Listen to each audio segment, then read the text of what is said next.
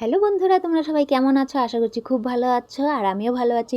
Manti cooking চ্যানেলে তোমাদের অনেক স্বাগত। তো চলে আসলাম একটি বাঁধাকপি নিয়ে। আজকের রেসিপিটা হবে বাঁধাকপি। তো এই দেখো, আমি বাঁধাকপিটাকে ঝুরি ঝুরি করে কেটে নিচ্ছি। তোমরাও কিন্তু এইভাবে ঝুরি ঝুরি করে কেটে নেবে। আর অফ সিজনে বাঁধাকপি কে বলেছে ভালো লাগে না? রান্না করতে পারলে অবশ্যই ভালো লাগে। তো এই দেখো, আমি বসিয়ে দিয়েছি কড়াইয়ের মধ্যে দিয়ে দিলাম তেল। তেলটা গরম হয়ে গেছে, দিয়ে দিয়েছি আমি আদা থেতো আর তেজপাতা, দিয়ে দিলাম 5 ফোড়ন। এবার দিয়ে দেব কাঁচা লঙ্কা চেরা। তো এবার হালকাভাবে এটাকে আমি ভেজে নেব। তারপরে আমি দিয়ে দেব কেটে রাখা আলু। তো আলু খেতে কিন্তু আমার খুবই ভালো লাগে, আমি সব রেসিপিতেই বলে থাকি। আর এই দেখো, দিয়ে দিলাম বেগুন। তো এবার আমি এগুলোকে হালকাভাবে একটু নেড়ে চেড়ে নেব। তো এবারে দিয়ে দেব সেই কেটে রাখা বাঁধাকপিগুলো। তো আমি সমস্ত বাঁধাকপি কিন্তু এখানে দিয়ে দিব, তোমরাও দিয়ে দিবে। আর এবার আমি আবার হালকাভাবে একটু নেড়ে চেড়ে নেব।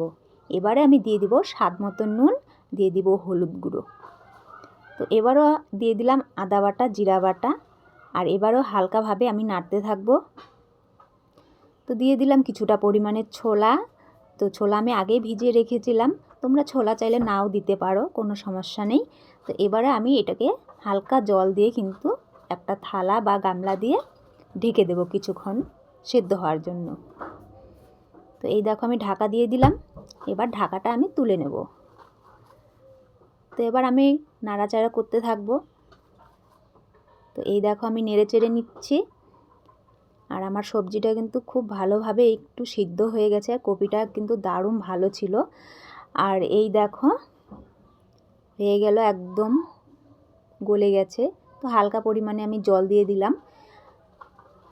তো আমি এটা ঝোল করব না, শুকনো শুকনোই রাখবো। আর এই যে লাস্টে দিয়ে দিলাম একটুখানি গরম মশলা। তো এবার নাড়িয়ে চাড়িয়ে কিন্তু আমি নামিয়ে নেব। তো বন্ধুরা, আমার রেসিপিটা কিন্তু একদম তৈরি। তো কেমন লাগলো আমার এই বাঁধাকপির রেসিপিটা তোমাদের?